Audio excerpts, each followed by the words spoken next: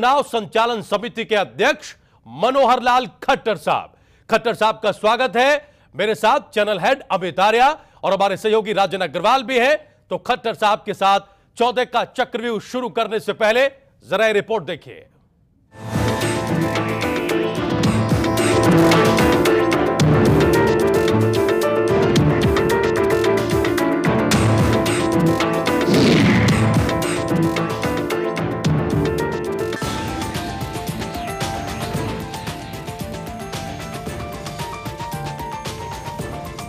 नरेंद्र मोदी के करीबी समझे जाने वाले बीजेपी नेता मनोहर लाल खट्टर इस साल की शुरुआत से ही चर्चा में रहे।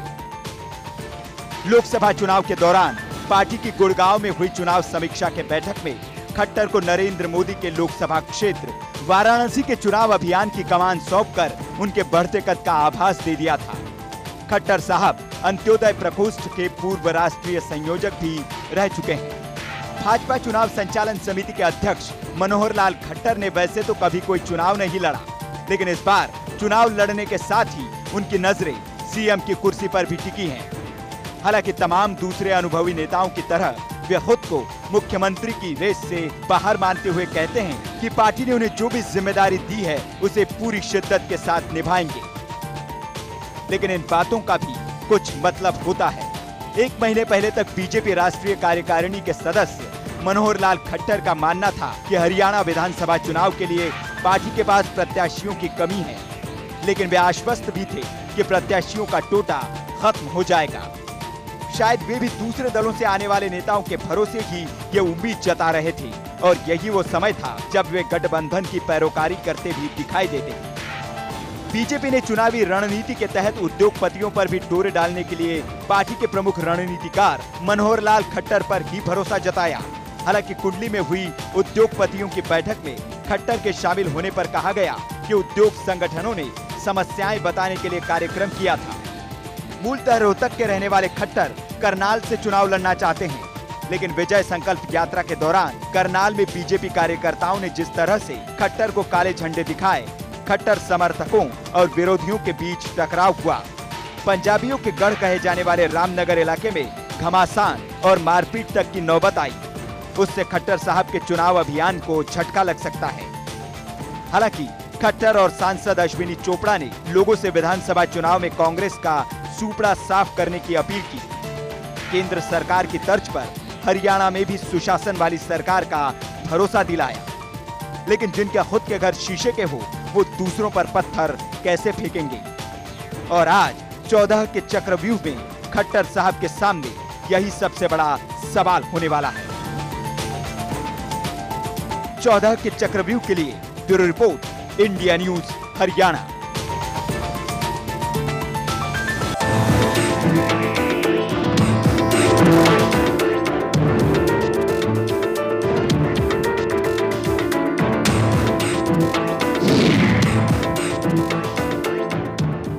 तो लोकसभा के चुनाव में मनोहर लाल खट्टर ने कुशल रणनीतिकार के तौर पर काम किया। नतीजे हम सबके सामने हैं, लेकिन सामने है विधानसभा चुनाव की चुनौती और अब सामने है 14 के चक्रव्यूह के तीखे सवाल।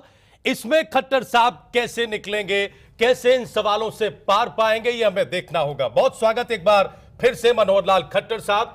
लोकसभा चुनाव का जिक्र जब भी होता है मनोहर लाल खट्टर साहब का नाम सामने आता है। आपकी कुशल रणनीति ने पार्टी को वो हासिल करवाया हरियाणा में जो इससे पहले मुमकिन नहीं दिखता था। अब विधानसभा चुनाव की चुनौती है। किस तरह की तैयारी, किस तरह की रणनीति आप लोगों की खट्टर साहब बन रही है? देखिए, वैसे जिस लोकसभा चुनाव की बात की जा रही है इसका श्रेय मूल रूप से सभी कार्यकर्ताओं को जाता है, नेतृत्व को जाता है। नरेंद्र भाई मोदी का कुशल नेतृत्व और सारे देश भर में जो उनकी एक हवा बनी और एक जनता ने जिस उत्साह से समर्थन दिया, उस जनता को भी उसका श्रेय जाता है। किसी एक व्यक्ति को इसका श्रेय देना मैं समझता हूँ ठीक नहीं है। जहाँ तक विधानसभा चुनाव की तैयारी है, विधानसभा के चुनाव की तैयारी वैसे तो लोकसभा के चुनाव के साथ ही शुरू हो गई थी, क्योंकि हमको उस समय ही पता था कि लोकसभा के चुनाव के 3 महीने 4 महीने बाद विधानसभा की टर्म खत्म हो रही है और विधानसभा का चुनाव आने ही वाला है। उस सारी तैयारी को हमने शुरू किया और लोकसभा के चुनाव में अच्छी जीत मिलने के बाद वो जो उत्साह है, केंद्र में हमारी बनी सरकार है, वो भी अब विधानसभा के चुनाव में हमारी तैयारी में निश्चित रूप से काम आने वाला है। लेकिन एक बदलाव आ गया, लोकसभा का चुनाव आपने गठबंधन के तौर पर लड़ा था, लेकिन इन 3 महीनों में और इस रणनीति में जो अंतर दिखा वो ये कि गठबंधन आपका टूट गया। गठबंधन के टूटने से हरियाणा में बीजेपी मजबूत हुई या कमजोर हुई? जहां तक लोकसभा के चुनाव को गठबंधन में लड़ने की बात है, मेरा ऐसा आज मानना है, शायद पहले तो नहीं मानना हो सकता था, लेकिन चुनाव के बाद आज हम मानते हैं कि यदि वो गठबंधन न होता तो हमको 1 या 2 सीटें ज्यादा भी मिल सकती थी। ये अब मान रहे हैं आप? आज मान रहे हैं हम, आज इसलिए मान रहे हैं क्योंकि आखिर तो चुनाव के अभियान की तैयारी में ही सब बातें, वातावरण कई बार बदलता है। जिस प्रकार का वातावरण बदल करके चुनाव के समय पहुंचा, हमको ये अनुमान अगर होता पहले तो शायद उस समय में गठबंधन नहीं करते। गठबंधन हमने किया, लेकिन गठबंधन होने के बाद 2 सीटें हमने उनको दी और उन दोनों सीटों पर हम हार गए। आज भी जनता के लोग, हमारे कार्यकर्ता, पार्टी के सब लोग ये मानते हैं कि यदि वो 2 सीटें भी कमल के निशान पर, चुनाव चिन्ह पर लड़ी जाती तो शायद हमको जहां आज 7 सीटें मिली हैं उससे तब आपको मिल सकती थी। तब मतलब अब ये समय के परिवर्तन की बात है। तब आपको नहीं एहसास था जब हमने गठबंधन किया उस समय ऐसा नहीं तब था। इस तरीके की चर्चा नहीं चलती थी, इस तरीके की कि भाई एक तरीके से हमारी वेव चल रही है या हम एक तरीके से एंटी कांग्रेस का माहौल है तमाम सारा, तो हम गठबंधन, इस तरीके की कभी चर्चा हुई या उस वक्त ये अंदाजा ही नहीं लगा नहीं, या इतनी भी अपेक्षा नहीं थी कि 7 जीत जाएंगे या इतना अच्छा नहीं। देखिए, 7 जीतने की अपेक्षा तो हमको थी, लेकिन कुल मिलाकर के सारे देश भर में भी अगर आपको ध्यान में होगा तो नरेंद्र भाई मोदी ने जब 272 प्लस का एक नारा दिया था, उस समय अपने घर में, भारतीय जनता पार्टी के घर में भी जनता के या चुनाव विश्लेषक जो लोग थे वो भी ऐसा मान के चलते थे कि शायद नरेंद्र भाई मोदी ने ये कुछ बड़ी बात कह दी है, बड़ी बात कह दी, ठीक 272 भी शायद नहीं होने वाली। उसका विश्वास तो आपको भी नहीं था, मतलब मुझे मेजॉरिटी आपको, मतलब बहुत अपने पार्टी के लोगों को लगता था कि अभी मैक्सिमम हमने 183 सीटें, इससे पहले 2 चुनाव में 98 और 99 में जब चुनाव लड़े, मैक्सिमम सीटों का हमारा जो फिगर था, हमारी अचीवमेंट थी 183 की। हमको भी ऐसा लगता था कि हाँ 250 तक हम जा सकते हैं, लेकिन नरेंद्र भाई ने कहा कि नहीं, 272 प्लस ये हमारा बीजेपी का अपना आंकड़ा होना चाहिए और एनडीए गठबंधन 300 से पार करेगा। उस समय इस ऊहापोह में कि ठीक है, नरेंद्र भाई ने कहा है तो प्रयत्न करेंगे 272, वरना 250 और प्लस एनडीए मिलाकर के मेजोरिटी तो निश्चित आनी ही है। लेकिन देश भर का, क्योंकि चुनावी वातावरण बनते बनता है, कोई एक दिन में नहीं बनता है। सारे देश भर में अभियान चला, नरेंद्र भाई का अपना एक विजन सामने आया, पार्टी का जो हमारा घोषणा पत्र है वो सामने आया, और जिस प्रकार से सारा कैंपेन किया गया उसमें आईटी का वो सब खट्टर साहब बिल्कुल ठीक बात है। कुल मिलाकर के वातावरण बनने के बाद हमको सबको लगा कि हाँ, हरियाणा में क्या वातावरण नजर आ रहा है अभी? हरियाणा में वातावरण ये है कि हम इस गठबंधन के टूटने के बाद भी हम कहीं किसी प्रकार के लॉस में नहीं है, बल्कि मुझे ऐसा लगता है कि जिन स्थानों पर गठबंधन होने के बाद पार्टी के कार्यकर्ता चुनाव नहीं लड़ पा रहे थे, उन स्थानों पर भी उत्साह आया है कि गठबंधन अगर टूटा तो 90 के 90 स्थानों के ऊपर पार्टी चुनाव लड़ेगी और न पार्टी के कार्यकर्ता जब चुनाव में आएंगे तो क्यों टूट गया आप लोगों का गठबंधन? देखिए, लोकसभा के चुनाव के बाद कम से कम मेरा आंकलन ऐसा है कि जिस मित्र के साथ हमारी गठबंधन की बातें चल रही थी, उनके सामने हरियाणा प्रदेश की जनता का कोई ख्याल नहीं था, कोई भलाई नहीं थी। कांग्रेस की हुड्डा सरकार को हटाने का कोई संकल्प नहीं था। अगर एक विषय जिसकी बार बार चर्चा होती थी कि मुझे क्या बनाएंगे, मैं क्या बनूंगा, मेरा क्या पद होगा, चर्चा नहीं होती थी, खट्टर साहब, ये चर्चा नहीं थी, सहमति थी आपकी, आपके बड़े नेताओं की लिखित सहमति थी कि हम ऐसा करेंगे अगर ये हुआ तो।